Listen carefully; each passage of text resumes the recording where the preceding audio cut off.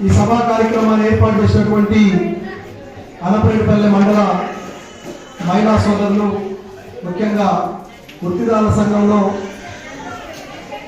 ఎంతో కష్టపడి పనిచేస్తున్నటువంటి శివకుమారి గారు కానీ, సామిత్రుడు కానీ, తర్వాత రాజేశ్వరి గారు కానీ, ఇంకో పేరు ఇంకా అనేక మంది ఉన్నారు ఇక్కడ. అందరి పేరు తెలియదు. అనపరేటిపల్లి గ్రామ కమిటీ, చుట్టుపక్కల గ్రామ కమిటీలు మీకు మద్దతుగా అశ్వరాపేట కానీ, భద్రాచలం, పాల్వంచ, చర్ల, ఇతర ప్రాంతాల నుంచి కూడా అనేక మంది రావడం జరిగింది. వారందరికీ ఇక్కడ పట్టణ ఆర్యవైశ్య సంఘం మండల కార్యదర్శి గారు సతీష్ గారు, వారి తరపు నుంచి హాజరైనటువంటి పెద్దలు మనకు ఈరోజు వారి సంపూర్ణమైనటువంటి సహకారం అందించి మన కార్యక్రమం చేపట్టడానికి వారి తోడ్పాటు అందించినందుకు చెప్పడం ద్వారా మనందరం కూడా వారికి ధన్యవాదాలు. నంద్యాల వెంకటేశ్వర గారు వేదికపై రావాల్సిందిగా కోరుతున్నాం. మన వృత్తిదారుల సంఘ నాయకులు నంద్యాల వెంకటేశ్వర గారు. ఇంకా అనేక మంది ఉన్నారు. స్టేజ్ చిన్నగా ఉంది, అందరం కూర్చోలేదు కాబట్టి దయచేసి అర్థం చేసుకోవాలి. అందరికీ ఉన్న వారి పురుషులకి, మహిళలకి నా యొక్క విజ్ఞప్తి, ఇప్పుడు నా యొక్క అభిమానులు ముఖ్యంగా ఈరోజు మీరు ఈ కార్యక్రమం పెట్టాలంటే మా రజకులు చాలా అదృష్టవంతులు. ఆశయ గారు చెప్పినట్టుగా ఆయన చాలా టాలెంట్ చెప్పారు. ఆయన గారు చెప్పినవి కూడా యథార్థం కాబట్టి మీరు ఆయన గారికి అన్ని విధాలా సహకరించాలని నా యొక్క మనవి. ముఖ్యంగా నా మనవి ఏంటంటే, బీసీ కార్పొరేషన్ అంటే కొన్ని వందల కులాలు ఉంటాయి. బీసీ కార్పొరేషన్ కాకుండా రజక కార్పొరేషన్ పెట్టి తీసుకొస్తే బాగుంటుందని నా యొక్క అభిప్రాయం. ముఖ్యంగా ఏంటంటే, అసలు మనిషి పుట్టిన కానించి సచ్చిందా కూడా రజకులతో అవసరం ఉంది. రజకులు ఏ పని జరగదు. ఇవాళ ముఖ్యమంత్రి ఇంటి దగ్గరికి పోవాలన్నా, ఎమ్మెల్యే ఇంటి దగ్గరికి పోవాలన్నా, ఒక వ్యాపారస్తుల దగ్గరికి పోవాలన్నా ముందు ఏ అనుమతి లేకుండా ఎంట్రన్స్ ఉండేది ఎవరికంటే రజకులకి. రజకుల్ని కించపరిచి మాట్లాడలేదు కూడా అది పద్ధతి కాదు. వాళ్ళకి అవకాశం ఉన్న మటుకు సహాయం చేయడం తప్పితే వేరే ఇంకేం చేయడం అనేది బాగోదు. నేను అన్నపల్లి మళ్ళా కాంగ్రెస్ అధ్యక్షుడిని మరియు బాలాజీ వెంకటేశ్వర స్వామి శివాలయానికి కూడా చేయమని ఏదైనా మన రజకులకు అవసరం వచ్చిందంటే నా దృష్టికి తీసుకొస్తే నేను ఎమ్మెల్యే గారితో మాట్లాడి వాళ్ళకి పైన సహాయం చేస్తాను. మన జాతీయ ఆయుధాని గారు కూడా ఎమ్మెల్యే చాలా మంచివాడు, మనకు అనుకూలంగా అన్ని పనులు చేసి పెడతాడు. కాకపోతే అధిక రక్షణ రజకుల రక్షణ చట్టం అనేది కూడా ఆయన చెప్పిన బాగానే ఉంది. అది కూడా తీసుకొస్తే ఇంకా బాగుంటుందని చెప్పి నా యొక్క ముఖ్యం. ఇక మీద మాకు ఏదైనా సరే జనాలకు అవసరం వస్తే మాత్రం రజకులు తక్కువ చేసి మాట్లాడే వాళ్ళు ఉన్నా బాగోదు. రజకులు మంచిగా మాట్లాడాల్సింది తప్పితే వాళ్ళే గౌరవించి మాట్లాడాలని చెప్పి నాకు మంది. ముఖ్యంగా అన్నపల్లి మండలంలో రజకులు అందరూ వచ్చినట్లేదు. రజకులు అంటే వృత్తి చేసే వాళ్ళే రజకులు కాదు. ఇది కులసంఘం. కులసంఘంగా బట్టి వృత్తి చేసినా చేయకపోయినా అందరూ రావాలి. కానీ కొంతమంది వచ్చినట్టు కనపడలేదు. మరి ఎంత చెప్పారు ఏమో తెలియదు. ముఖ్యమైన కూడా రాలేదు. మన సంఘం తరఫున ఈ జిల్లాలో చాలా కార్యక్రమాలు చేస్తున్నాము. మీరు కూడా పాల్గొంటూనే ఉన్నారు. అయినా ఇంకా మనం సాధించాల్సింది చాలా ఉంది. నేను ఎక్కువ టైం తీసుకోవడం మీకు ఆగవుతుంది. అయితే ముందుగా చెప్పాల్సింది, మన రజగుర్తిదారుల సంఘం రాజకీయాలకు సంబంధం లేదు, ఏ రాజకీయ పార్టీకి సంబంధం లేదు. ఇక్కడ కులంగా కూర్చున్నాము. బయట పోయిన తర్వాత ఎవరు రాజకీయ వాడిది, ఎవరు జెండా వాడిది. కాబట్టి ఇక్కడ కులంగా మాత్రమే మేము వస్తున్నాం. కాబట్టి రజకులైన వాళ్ళందరూ కూడా ఒక వేదిక మీద తీసుకురావడం అనేది మన సంఘం యొక్క ఉద్దేశం అనేది మీకు గుర్తు చేస్తున్నాను. అట్లాగే ముఖ్యంగా రజకుల్లో వృత్తి చేసేవాడు అట్టడుగున ఇబ్బందులు పడుతున్నాడు. సోదరులారా, రజక ఉద్యోగి ఉన్నాడు, వాడు కొంత మెరుగ్గా ఉంటాడు. రజక రైతు ఉన్నాడు, వాడు కొంత మెరుగ్గా ఉంటాడు. కానీ వృత్తి చేసేవాడే అణచివేతకు గురవుతున్నాడు, అవమానాలకు గురవుతున్నాడు, అత్యాచారాలకు గురవుతున్నాడు. ఇది చెప్పాలంటే అరే ఒరే వచ్చి ఈ విధంగా. కాబట్టి మనం ముఖ్యంగా రజకులు అట్టడుగు వర్గం కోసం మనం గట్టిగా పనిచేస్తున్నాం. ఇందులో సామాజిక సమస్యలు, ఆర్థిక సమస్యలు, భూమి సమస్యలు, అన్ని విషయాలు కూడా మన సంఘంగా మన జిల్లాలో పనిచేస్తున్నాం. ఇప్పుడు ఉదాహరణకి రజకుల్లో చాలా మంది ఆడపిల్లలు ఇళ్లలో పోయి పనిచేస్తూ ఉంటారు. సంఘంగా ఆ పిల్లలు మనం అండగా ఉంటున్నాం. చిన్న మాట, రీసెంట్గా మొన్న పార్వతిలో వచ్చిన ఇన్సిడెంట్ జరిగింది. పార్వతిలో క్వార్టర్స్ లో మన వాళ్ళ అమ్మాయిలు పోయి ఇళ్లలో పనిచేస్తూ ఉంటారు. ఒక మన అమ్మాయి మీద ఆ పని చేయించుకునే యజమానురాలు దొంగతనం వేసేసింది. ఏదో బంగారం మోసిపోయింది. వెంటనే పోలీస్ స్టేషన్ రిపోర్ట్ ఇచ్చింది. వెంటనే పోలీసులు అమ్మాయిని చెప్పేసి తీసుకురమ్మన్నారు. అది మన దాకా వచ్చింది. సంఘం తరఫున పోలీస్ స్టేషన్కి వెళ్ళి మనం మాట్లాడాం. చూడండి, మా ఆడపిల్లల స్టేషన్ పిలిచి అవమానపరచకండి. ఒక మాట, మీరు ఎంక్వైరీ చేయండి. ఒకవేళ మా అమ్మాయి కనుక శిక్ష నేరం చేసినట్టు రుజువు అయితే మీరు కేసు పెట్టండి. అవసరమైతే కోర్టు పోయి పనిష్మెంట్ ఫైన్ కట్టి వస్తాము. అంతే తప్ప మాకు తెలియకుండా మీరు పోలీస్ స్టేషన్ పిలిపించి ఏదో కొట్టడం లాంటిది మాత్రం చేస్తే బాగోదు. ఆ అమ్మాయి తరఫున మేము హామీ అని సంఘం తరఫున మనం హామీ ఇచ్చి బయటకు వచ్చి ఎంక్వైరీ చేయండి అని చెప్పి వచ్చాము. 4-5 రోజుల్లో తర్వాత తెలిసింది ఏంటంటే, ఆ పోయిందన్న బంగారపు వస్తువు ఆ ఇంట్లో దొరికింది. ఎక్కడ? ఆ యజమానురాలు ఇంట్లో ఆ నవారి మంచం పొరలు ఉంటుంది కదా, 2 ఆ పొరల మధ్య పడి అక్కడ అందులోనే ఉందట. 4 రోజుల తర్వాత ఇదిగో ఇక్కడే ఉంది, దొరికిపోయింది అని చెప్పేసి ఆ యజమానురాలు చెప్పుకొచ్చింది. ఇక్కడ నేను చెప్పొచ్చింది ఏంటంటే, అవాళ మొట్టమొదటి రోజు మన అమ్మాయి తరఫున మన సంఘంగా మనం పోయి పోలీసుల దగ్గర పోయి హామీ ఇచ్చి మన అమ్మాయికి రక్షణ ఇవ్వబట్టే కదా. లేకపోతే అయ్యాన్ని ఎర్రదన్నేవాళ్ళుగా పోలీసు వాళ్ళు జరగడానికి వీల్లేదు. ఎందుకు అనంటే, అదే జరిగితే వస్తువు దొరికిన తర్వాత మనం కొట్టిన దెబ్బలు తిరిగి రావుగా. ఈ పరిస్థితిలో ఈ విధంగా మనం ఇళ్లలో పనిచేసే ఆడపిల్లల దగ్గర నుంచి రక్షణ కల్పిస్తున్నాం. అట్లాగే మన మిగతా మనవాళ్ళు ఇస్త్రీ చేస్తూ ఉంటారు. ఏదో బొగ్గుతో ఎంత ఇబ్బంది పడ్డారో ఆ చేయడం చెప్పారు. అటువంటి వాళ్ళకి మనం ఇవాళ ఉచిత విద్యుత్తు సాధించాం.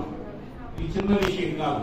భారతదేశంలో ఎక్కడా లేని పరిస్థితిలో మన తెలంగాణలో మన రైతు ఉద్యోగ సంఘంగా 3 సంవత్సరాలు పోరాడి రజకులకు ఉచిత విద్యుత్తు వృత్తి చేసుకోవడానికి నెలకు 250 యూనిట్లు దేశంలో ఎక్కడ లేని సాధించాం.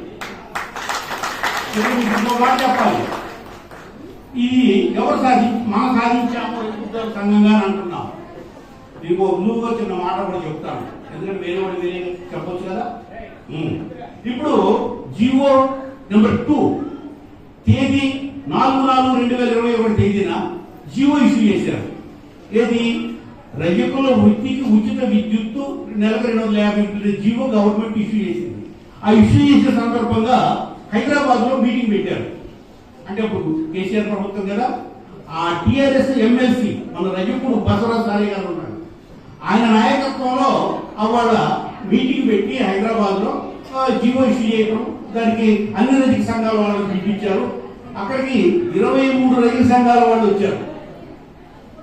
ఆ మీటింగ్ లో ఈ జీవో అంటే రజకులకి అంటే మన ఎమ్మెల్సీ బసవరాజ్ సాయి గారు చెప్పుకొచ్చాడు, టీఆర్ఎస్ ప్రభుత్వం మన రజకులు చాలా మేలు చేసింది, దేశంలో ఎక్కడ లేని మీకు ఉచిత విద్యుత్ ఇస్తుంది అని చెప్పి చెప్తూ ఆ బసవరాజ్ సాయి గారికి ఒక మాట అన్నాడు, ఈ రజకులుకి ఉచిత విద్యుత్తు సాధించడం అనేది ఈ క్రెడిట్ అంతా రజక ఉద్యోగుల సంఘంకి దాని నాయకత్వం ఉన్నటువంటి ఆశయ గారికి ఈ క్రెడిట్ అంతా దక్కుద్ది అని అన్నాడు. అంటే మిగతా రజక నాయకులు అందరూ కూడా అవును అని తలకాయలుతారు. ఎందుకంటే వాళ్ళు ఎవరు ఇందులో పాల్గొనలేదు ఈ పోరాటంలో. ఆ 3 ఏళ్ల పోరాటం కూడా 3 సంవత్సరాల పోరాటం ఈ రజక ఉద్యోగుల సంఘం ఈ ఆశయ గారి నాయకత్వంలో అక్కడ ఉచిత విద్యుత్ పోరాడి సాధించాం. అంటే మన రజక ఉద్యోగుల సంఘం వృత్తిదారుల కోసము ఏ విధంగా కృషి చేస్తుందనేది. అట్లాగే ఇక మన దగ్గర వస్తే మన జిల్లాలో కూడా సామాజిక సమస్యల మీద ఫర్ ఎగ్జాంపుల్ ఆర్యపురంలో రజకులు గ్రామ బహిష్కరణ జరిగింది. స్వతంత్రం నుంచి 75 ఏళ్ళు అవుతా ఉంటే ఇప్పటికీ మనల్ని అక్కడ గ్రామ బహిష్కరణ చేశారు. అక్కడ మనం పోయాము, గ్రామ బహిష్కరణ చేసి ప్రకటించిన సర్పంచ్ మీద బయట వరకేస్తున్నాము. కూడా దీని గురించి చాలా చెప్పారు. మేము కూడా పాల్వంచలో దాదాపు ఒక 7 సంఘాలు ఏర్పాటు చేయడం కూడా జరిగింది. ప్రజెంట్ కూడా 2 సంఘాలని 2 సంఘాలు కూడా ఇప్పుడు రన్నింగ్ లోనే ఉన్నాయి. సభ్యత్వాలు కూడా నా వరకు అయితే నేను 200-300 మందిని సభ్యత్వం చేర్పించాను. ఈ అవకాశం ఇచ్చిన అన్నారు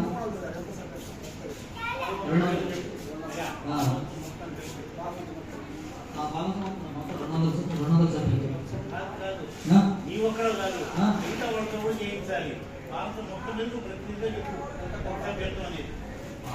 మొత్తం 500 చేపిస్తాం.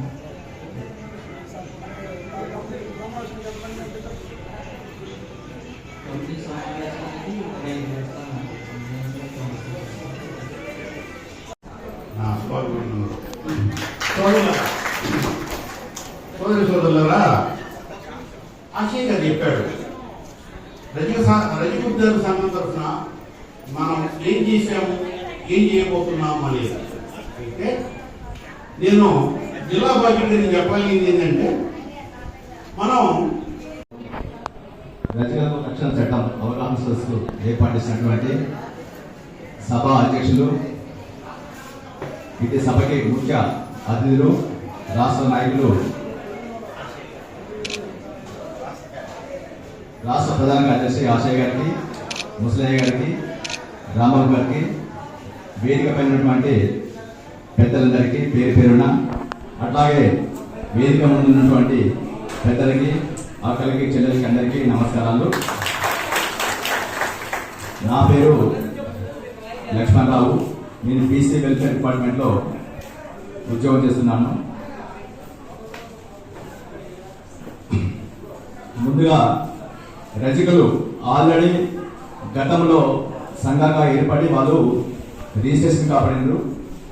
ఈ యొక్క సంఘాలు బలోపేతం చేయడానికి ప్రభుత్వము మళ్ళీ వీళ్ళు సంఘ సభ్యులు అప్పుడు 15 మందితో ఏర్పడినటువంటి సంఘం ఇప్పుడు ఉన్నారా లేరా, దాంట్లో ఒకసారి మళ్ళీ రెన్యువల్ చేయాలంటే ప్రతి 5 సంవత్సరాలకు ఒకసారి రెన్యువల్ చేయాలి. కొత్త సంఘాలని నిర్మాణం చేసుకోవాలి. కొత్త సంఘాలు నిర్మాణం చేసుకోవడానికి కూడా ఇంతకుముందు మాన్యువల్ ఉండేది, కానీ ఇప్పుడు మాన్యువల్ కాదు, ఇప్పుడు ఆన్లైన్లో మీ సేవ ద్వారా మనం అప్లై చేసుకోవాలి. ఆ విషయం ఆల్రెడీ మన ముసలయ్య గారికి, రాంబాబు గారికి తెలుసు. వాళ్ళ దగ్గర సైట్ కూడా ఉంది, దాని ద్వారా మనం అప్లై చేసుకోవాలి. మన దగ్గర మన జిల్లా మొత్తం మీద 120 సంఘాలు రజక సంఘాలు ఉన్నాయి. వాటిని మళ్ళీ పునరుద్ధరించాలంటే సంఘ సభ్యులుగా ఏర్పడినప్పుడు ఉద్యోగం పొంది బయటికి పోవచ్చు, లేదా గ్రామం విడిచి బయటికి వెళ్ళిపోవచ్చు, లేదా మరణించుండొచ్చు. వారి స్థానంలో నూతన సభ్యుల్ని తీసుకోవాలి. దాన్ని మనము రెన్యువల్ చేసుకోవడం అని చెప్పి చెప్తాం జరుగుతుంది. దానికి ప్రతి మండలానికి, ప్రతి గ్రామానికి ఎక్కడెక్కడ సంఘం ఉందో ఆ సంఘానికి దగ్గర మేము వెళ్ళి రెన్యువల్ చేస్తూ మా ద్వారానే చేయాలి. కానీ జిల్లా మొత్తం చేయడానికి నాకు సాధ్యపడదు కాబట్టి దానికి బాధ్యులుగా మన రాంబాబు గారి ముసలయ్య గారికి ఒప్పచెప్పాను. వారి ద్వారానే ఈ యొక్క సంఘ నిర్మాణాలు పటిష్టంగా జరగాలని చెప్పి మేము కూడా డిపార్ట్మెంట్ తరఫున కూడా వారిని కోరడం జరిగింది. దానికి ఖచ్చితంగా సహకరిస్తాం సార్ అని చెప్పి అనడం జరిగింది. మేము కూడా మా తరఫున డిపార్ట్మెంట్ తరఫున కావచ్చు, ప్రభుత్వం తరఫున కావచ్చు, ఏదైతే ఉందో దానికి మీకు సహాయశక్తులుగా మా వంతు సహాయంగా మీకు ఖచ్చితంగా మీకు ఇప్పటికీ అండదండగా ఉంటామని చెప్పి ఈ సభాముఖంగా తెలియజేస్తున్నాము. అట్లాగే మీరు ఇప్పుడు అన్నపేట పెళ్లి కావచ్చు, అశ్వారపేట కావచ్చు, దమ్మపేట కావచ్చు, ఇక్కడ 6 మండలు వచ్చినటువంటి ప్రతినిధులందరికీ చెప్తున్నాను, మీరు అతి త్వరలోనే మాకు మీ సంఘాన్ని రెన్యువల్ చేస్తూ మాకు ఇచ్చినట్టయితే మేము ఆన్లైన్లో అప్లోడ్ చేసి దాన్ని మేము బలోపేతం చేస్తాము. ప్రభుత్వం కూడా ఫస్ట్ ఆఫ్ ఆల్ ఏది ఉన్నా కానీ ఏదైతే కుల సంఘాలు వాళ్ళు రిజిస్టర్ కాపాడిలో వాళ్ళకి మాత్రమే బెనిఫిట్స్ అందించాలని చెప్పి ప్రభుత్వం కూడా ఆలోచన ఉంది. అందులో ముందుగా బీసీకి వచ్చేటప్పటికి చాకలి, వీళ్ళు మంగళి, ప్రధానంగా వీళ్ళు చేదూరులపై జీవనం కొనసాగిస్తారు కాబట్టి వాళ్ళకి ఏ వచ్చిన బెనిఫిట్స్ వాళ్ళకి అందించాలని చెప్పి గవర్నమెంట్ కూడా ఆలోచన ఉంది. కాబట్టి మీరు త్వరగా మీ యొక్క సంఘాన్ని నిర్మాణం చేసుకున్నట్టయితే రేపు వచ్చే ఏదే సంక్షేమ పథకాలు ఉన్నాయో దానికి మీరు ముందుగా అర్హులు అవుతారని చెప్పి చెప్పడం జరుగుతుంది. కాబట్టి మీ యొక్క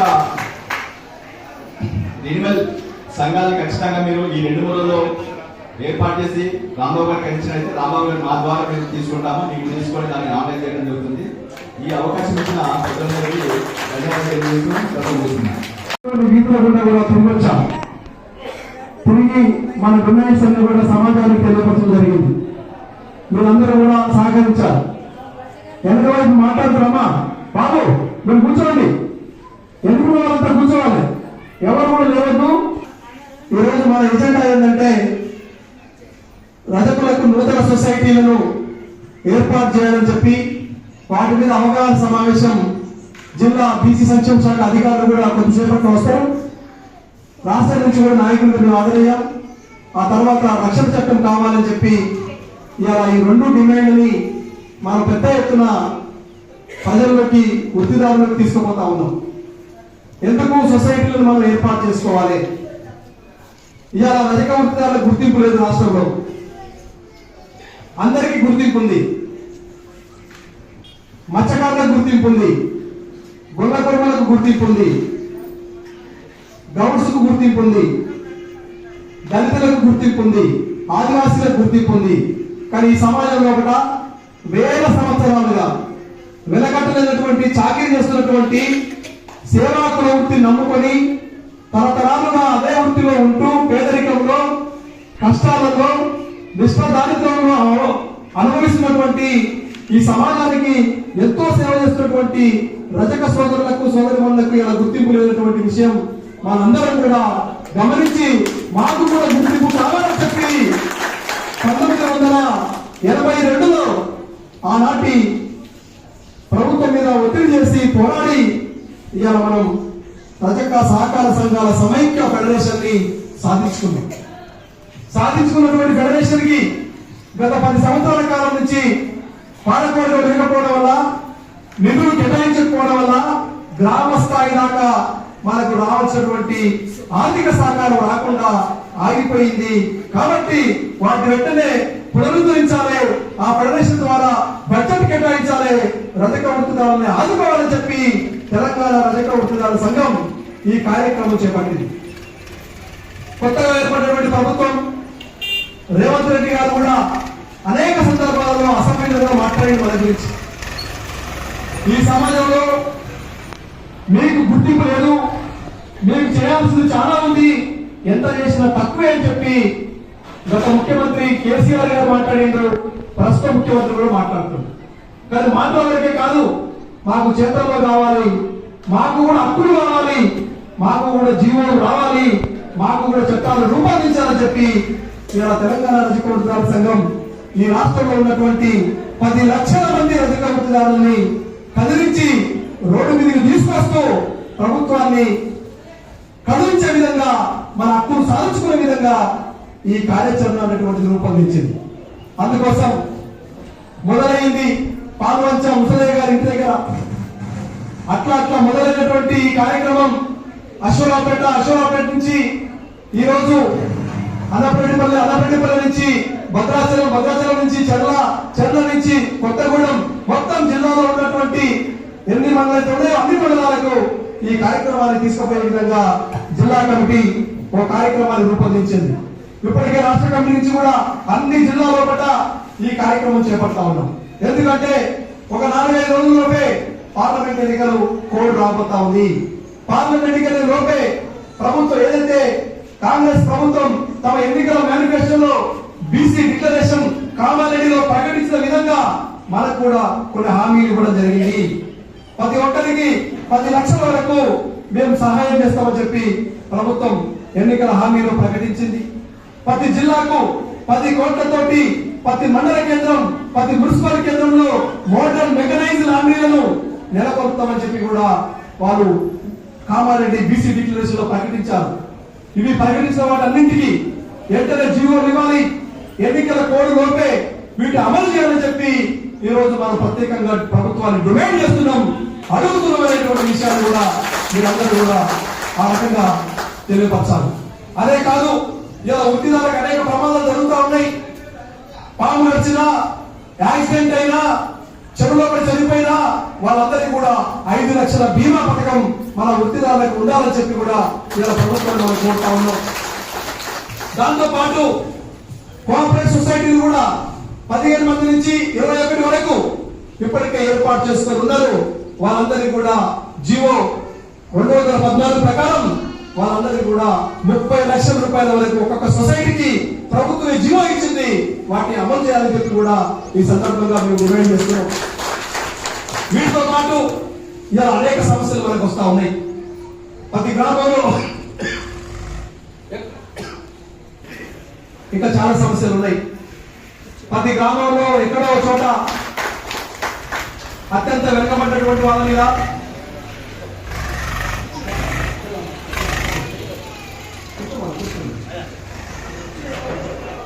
ఈ సరిపులు దౌర్జన్యాలు కొనసాగుతా ఉన్నాయి.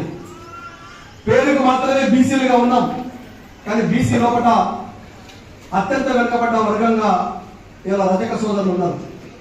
మరి బీసీ అంటే సుమారు 140 కులాలు ఉన్నాయి ఈ రాష్ట్రంలో.